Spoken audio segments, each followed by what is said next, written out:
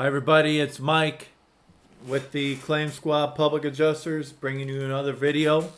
I'm a licensed public adjuster here in the state of Florida. So the video today we're going to be talking about is construction, vibration, damage claims. They're not very common, but every once in a while there are people that have these type of claims in condo buildings, residential homes in certain areas, other type of business offices, etc. So let's explore it. So when we're talking about what type of damage can happen from this vibration caused by construction and the equipment used in either building, replacing, fixing, repairing, etc., it could be a variety of issues. Some of the more common issues that happens with your home, condo, townhome, office building, store is your floors. So your floors can be affected because what it will do is the vibration, all the mud underneath, right? The thin set, everything that's holding your floor down, the mud, it's been there for a while, it's dry. So when the vibration happens, what happens? Yep, it turns to dust. So basically you've got your nice porcelain tile or any type of tile floors on the concrete, which essentially means it's either going to be uneven or you're going to walk on it, it's going to crack. So those are some of the common things that we see with these floors. Walls, you're going to see cracks, potentially big lines across the walls. You may find also that includes the ceilings. You have cracks along the ceilings, even baseboards, crown molding, things of that nature. You'll have to check the exterior of your home. Same thing for cracks, because what happens, in this last point, you're talking about shifting of the soil, believe it or not.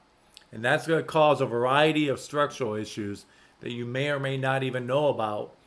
And especially if you're not thinking twice about all this loud banging or vibration that's going on, you may think there's nothing happening with your home. And it's hard sometimes to see how many different areas of your home has been affected. So if you have this going on, do a thorough check of your home inside and out. Please like this video and subscribe to the channel, and you'll get more exciting videos just like this one.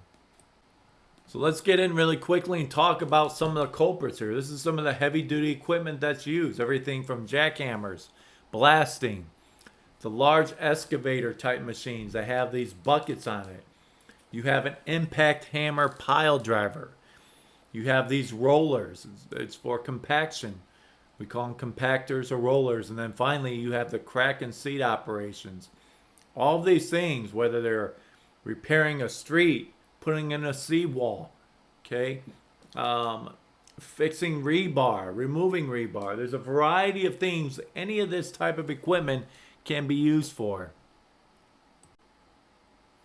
So here's some of the pre-construction testing that should go on.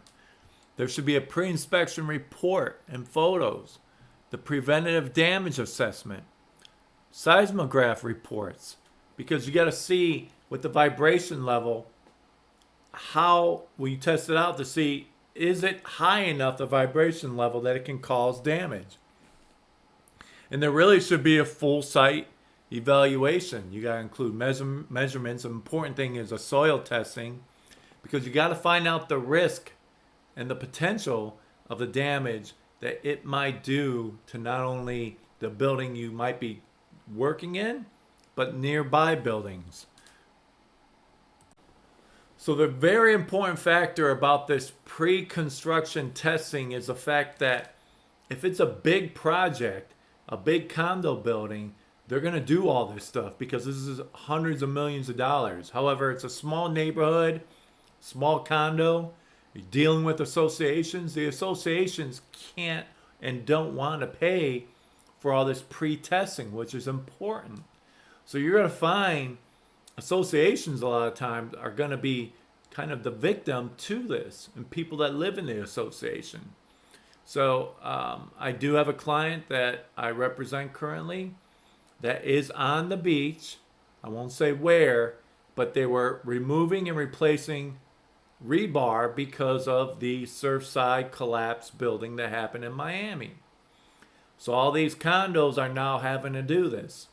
So there was a lot of jackhammering, and it caused floor damage. He's right above this garage, and so it caused damage to his unit, extensive damage to the flooring. So if it's a high bidded, a high dollar amount, condominium or office building, $200-400 million are going to do this pre-testing.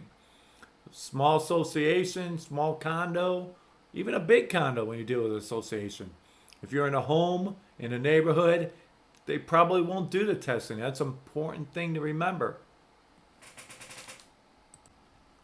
So the question is going to be, is there coverage underneath your homeowner's policy, condo policy, office building policy? There could be. And here's how really that works out. If you have what they call all risk policy, and it names the perils, hurricane, fire, and it says that everything's covered essentially unless it's excluded. So then you go to the exclusions. So for instance, the client story I was just telling you about, he has a condo policy, an HO6. So it happened to be an all risk peril. So it didn't exclude it, so he was covered. But people don't always carry the same amount of coverages. So if that doesn't happen, you really have what's called a third-party claim. A third-party claim meaning you're not going after your insurance company, you're going after somebody else. They don't owe you anything. They don't have to pay for anything. They don't have to put you up in a hotel if your whole house collapses or condo collapses. They don't have to do anything. It's a third party. So it's complex, and it becomes complex. Your insurance company would probably more than likely have to do this stuff. So your third party claim could involve the association, the construction company, any general contractors and subcontractors. It gets hairy. We're going to get into that a little bit more.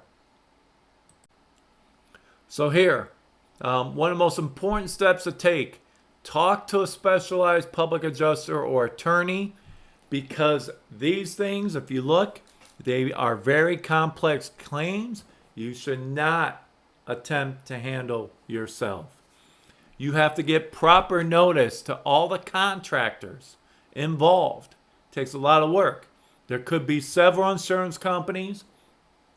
Experts are widely used 100% of the time. There will at least be one expert, more than likely 2, 3, 4, 5 experts using these type of claims. And it's not uncommon to have attorneys involved right from the start.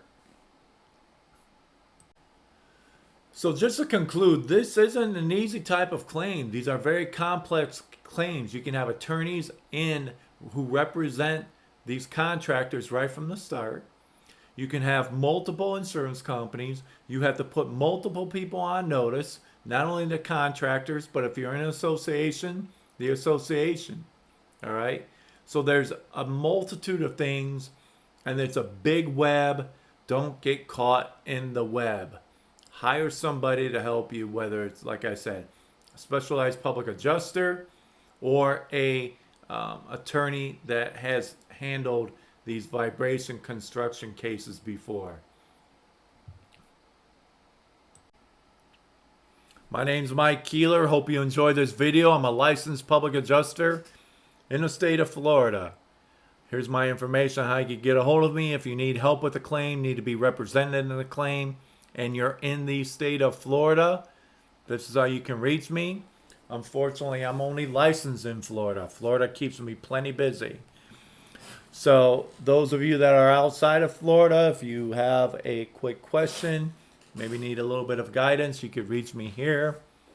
And hopefully this is it's a little bit different video, so it may not appeal to a lot of people, but it is something that I was looking forward to making for quite some time.